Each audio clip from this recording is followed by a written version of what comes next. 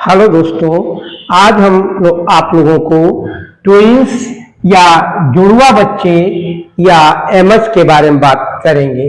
तो ट्विंस या जुड़वा बच्चे या एमएच,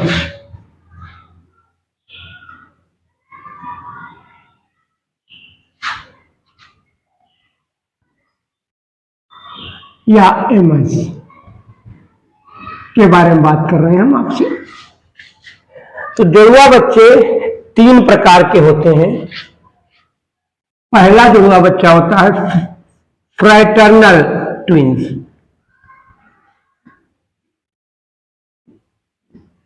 फ्रैटर्नल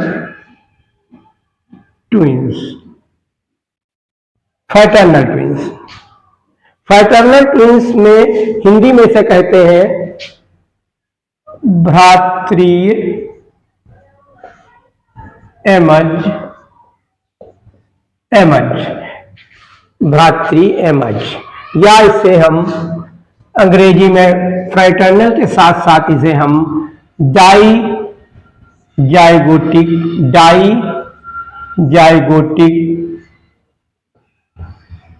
ट्विंस भी कहते हैं। तो फ्रैटर्नल ट्विंस या डाई जाइगोटिक ट्विंस, और तीसरा नाम है, लिख सकते हैं, नॉन आइडेंटिकल ट्विंस। भ्रातृ एमएच, जिसे हम अंग्रेजी में फ्रैटर्नल ट्विंस, डाइजाइगोटिक ट्विंस और नॉन आइडेंटिकल ट्विंस कहते हैं। Dizygotic twins, non identical twins क्यों कहते हैं, इसके बारे में हम आगे बात कर रहे हैं। दूसरे ट्विंस है आइडेंटिकल ट्विंस, आइडेंटिकल ट्विंस, जिसे हम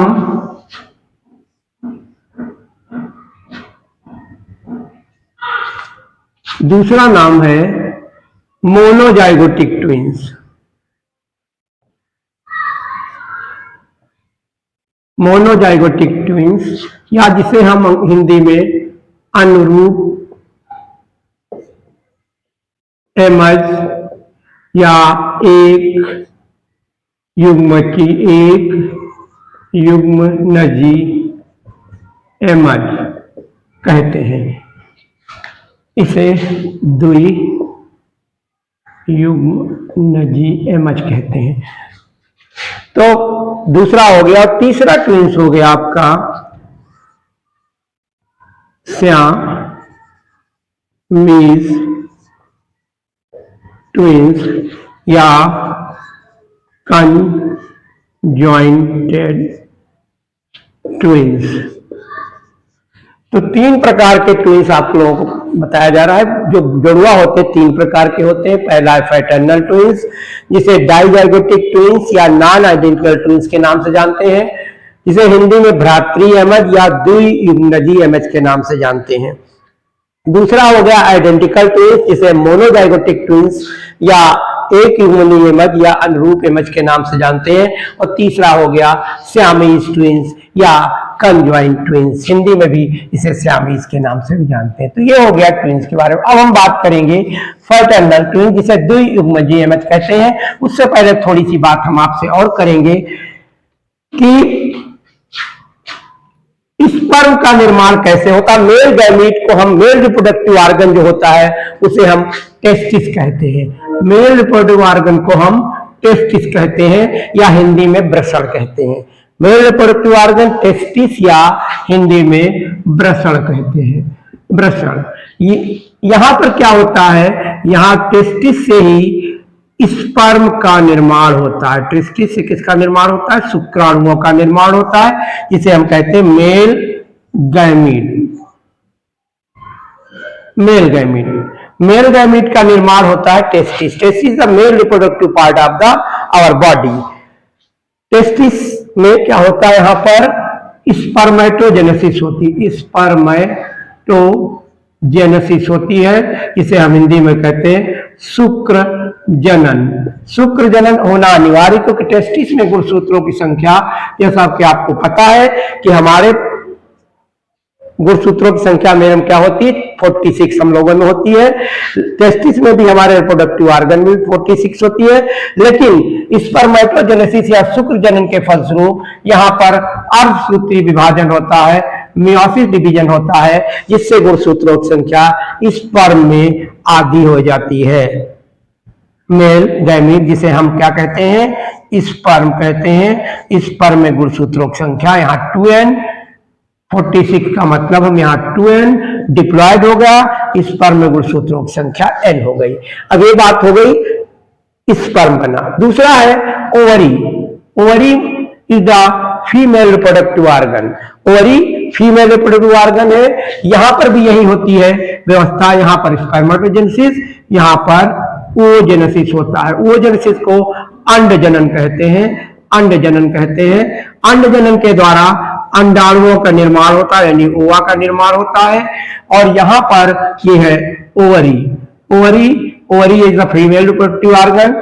ओवरी में क्या होता है, गुणसूत्रों की संख्या 2n डिप्लॉयड होती है, यानी 46। ओवा जब बनेगा तो ये oogenesis और मियोसिस डिवीजन के फलस्वरूप ओवा का निर्माण होता है, जिनमें गुणसूत्रों की संख्या हैप्लॉयड n हो जाती है, यानी यहाँ पर हो गया 23 स्पर्म हो गए और 23 ओवा में। अब क्या होता है, अब ये दोनों फर्टिलाइज करेंगे, इन्हों फर्टिलाइजेशन होगा, इंटरनल फर्टिलाइजेशन होता है। फीमेल के यूट्रस में स्पर्म जाता है पहले थ्रू वेजाइना एंड उधर स्पर्म, उसके बाद ओवरी से फैलोपियन ट्यूब के द्वारा ओवरी से ओवा आता है, उसके बाद दोनों फर्टिलाइज होते हैं। तो यहाँ पर अब क्या होगा, फर्टर्नल ट्विंस में हम बात करेंगे तो फर्टर्नल ट्विंस में एट ए टाइम साइमल्टेनियसली एक ओवा और एक स्पर्म, इस दो ओवा और दो स्पर्म फर्टिलाइज कर रहे हैं एट ए टाइम यानी साइमल्टेनियसली, और इसके बाद बनेगा आपका जाइगोट। यहाँ पर गुणसूत्रों की संख्या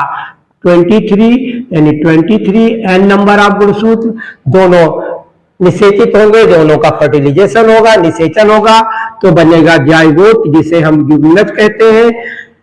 अब ये जाइगोट इधर बना, इसमें भी एक साथ दो जाइगोट बन रहे हैं, यानी एक साथ साइमल्टेनियसली एक ही समय में दो ओवा दो स्पर्म फर्टिलाइज करेंगे और दोनों एक साथ डेवलप होंगे और जाइगोट बनेगा।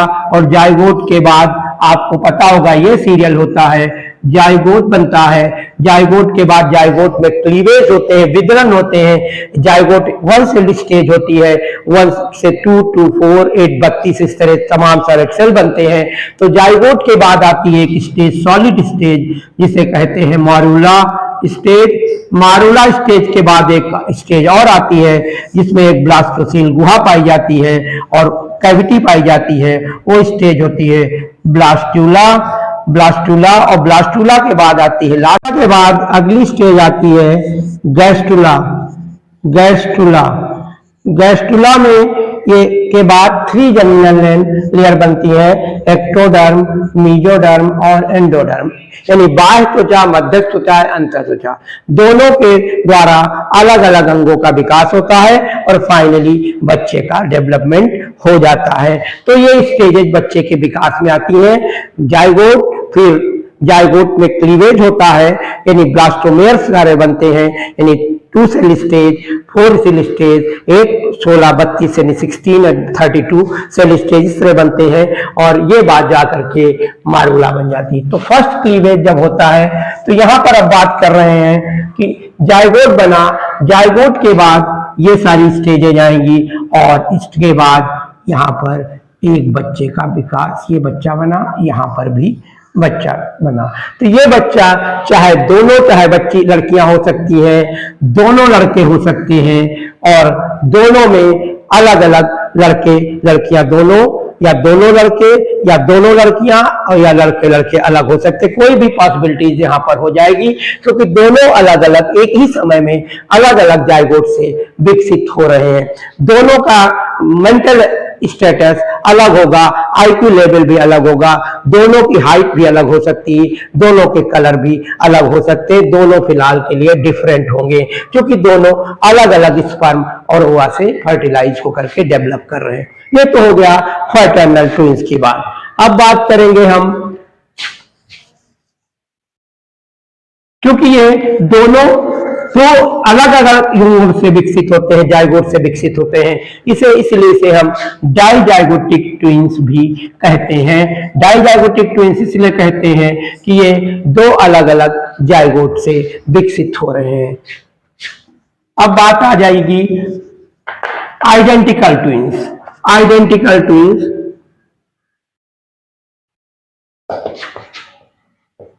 आइडेंटिकल ट्विंस जिसे मोनोजाइगोटिक ट्विंस भी कहते हैं, ये इसे एक युग्म एमएच भी कहते हैं और जिसे हम अनुरूप एमएच भी हिंदी में कहते हैं।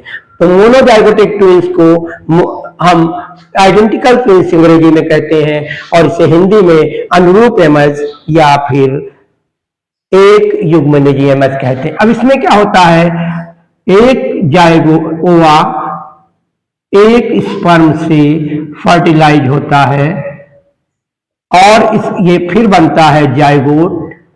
ये एन नंबर हो गया क्रोमोसोम 23 और ये जो जाइगोट बना इसे हम युग्मनज कहते हैं, ये होगा 2NNE46 का।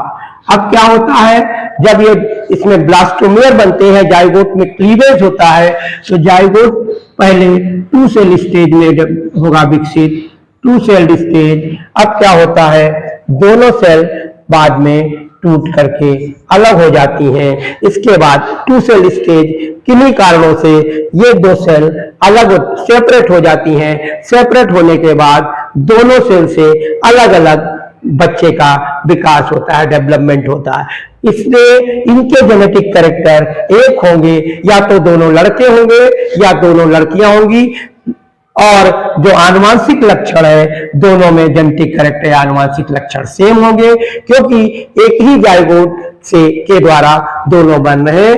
At the time of first cleavage यानी प्रथम विदलन के दौरान किसी कारण से, चाहे वो हार्मोनल डिस्टरबेंस हो या कोई भी रीजन हो सकता है, एनी रीजन, ये दोनों अलग हो जाते हैं या जड़ या कोई आघात, कोई भी कारण हो सकता है, इंटरनल रीजन हो सकता है, केमिकल रीजन हो सकता है, हार्मोनल रीजन हो सकता है, कोई रीजन हो सकता है, यानी कि एक जाइगोट फर्स्ट क्लीवेज जब 2 में डिवाइड हो रहा होता है तो दोनों पार्ट अलग हो जाते हैं, अलग अलग पार्ट से अलग अलग बच्चे का विकास होता है। इसलिए ये दोनों बच्चे या तो लड़के होंगे या दोनों लड़कियां होंगी।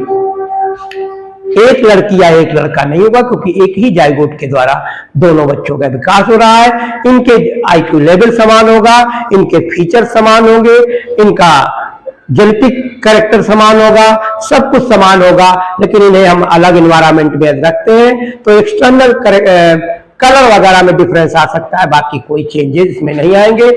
आपको देखने में आप पहचान नहीं सकते हैं कि दोनों एक जैसे। अभी आप टीवी सीरियल में देखते हैं चिंकी मिंकी, ये दोनों आइडेंटिकल ट्विंस हैं। आप दोनों को देख करके ये नहीं पहचान सकते हैं कि ये चिंकी है या ये मिंकी है, दोनों आपका आइडेंटिकल है। तो ये आइडेंटिकल ट्विंस आप एक जैसे होते हैं, इन्हें आप आइडेंटिफाई नहीं कर सकते कि कौन है कौन क्या है। तो इस तरह आपको समाज में बहुत सारे आइडेंटिकल ट्विंस मिलेंगे। तो फ्रेटर्नल हो गई, आइडेंटिकल हो गई। अब आप बात करेंगे सियामीज ट्विंस की। सियामीज ट्विंस जिसे हम कंजॉइंट ट्विंस कहते हैं, सियामीज और कंजॉइंटेड या कंजॉइंट ट्विंस, ये दोनों कह सकते हैं। तो कंजॉइंट ट्विंस जैसे नाम ही से पता चल रहा है कि कंप्लीटली ये सेपरेट नहीं हो पाते हैं। इसमें बिल्कुल आइडेंटिकल वाली पोजीशन होती है। एट अ टाइम एक स्पर्म और एक ओवा निषेचित होता है और फिर बनता है जाइगोट, फिर बनेगा जाइगोट। तो समान आइडेंटिकल ट्विंस, लेकिन at the time of first cleavage पहले विदलन के दौरान ये दोनों अलग नहीं हो पाएंगे, कंप्लीटली अलग नहीं हो पाते हैं, जिसके कारण ये दोनों जुड़े रहते हैं। जैसे एक सीरियल आया था नयनतारा, जहां पर दो लड़कियां आपस में जुड़ी होती हैं। कई भी आपने डिस्कवरी चैनल या तमाम जगहों पर देखते हैं, कहीं आप प्रदर्शनी में जाते हैं या मेले में जाते हैं तो वहां पर लोग टिकट लगा के दिखाते हैं, दो बच्चे आपस में जुड़े हुए होते हैं। अब ये देखना होता है, क्योंकि इसमें जाइगोट होते हैं वो दो तरीके, डिटर्मिनेट, इनडिटर्मिनेट, दो तरीके होते हैं। अब डिटर्मिनेट में पहले से निर्धारित होता है, लेकिन ह्यूमन बीइंग में इनडिटर्मिनेट सेल होते हैं। इनडिटर्मिनेट का मतलब पहले से निर्धारित। तो यदि मान लेते हैं सिर के पोर्शन की सेल अलग हो गई तो सिर अलग हो गया, यदि मान लेते हैं सिर के पोर्शन की सेल आपस में जुड़ गई तो सेल जुड़ा रहा, बाकी पूरा शरीर अलग हो गया। तो इस तरीके के बच्चे जब होते हैं, एक साथ दो होते हैं लेकिन दोनों कंप्लीटली सेपरेट नहीं होते हैं, तो ऐसे इमेज को हम सियामीज इमेज या कन्वर्टेड ट्विंस के नाम से जानते हैं। आज के लिए बस इतना। इसके बाद भी हम आपको कोई समस्या है, क्योंकि अभी इतना डिटेल हम इस 15 मिनट या 20 मिनट के वीडियो में नहीं ले सकते हैं। फर्दर हम आपको इसके बारे में और डिटेल बताएंगे, क्योंकि इसको जानने से पहले आपको गैमेटोजेनेसिस को भी जानना जरूरी है, स्पर्मेटोजेनेसिस और ओजेनेसिस। तो आप हमसे जुड़े रहिए, सब्सक्राइब करिए और लाइक करिए। जो भी दिक्कतें आपको महसूस हो, नहीं समझ में आ रहा है, उसे आप कमेंट बॉक्स में हमें जरूर बताएं, और हमें चाहेंगे कि आप हमसे जुड़े और हमें सब्सक्राइब करें और इसे लाइक करें। Okay, thank you.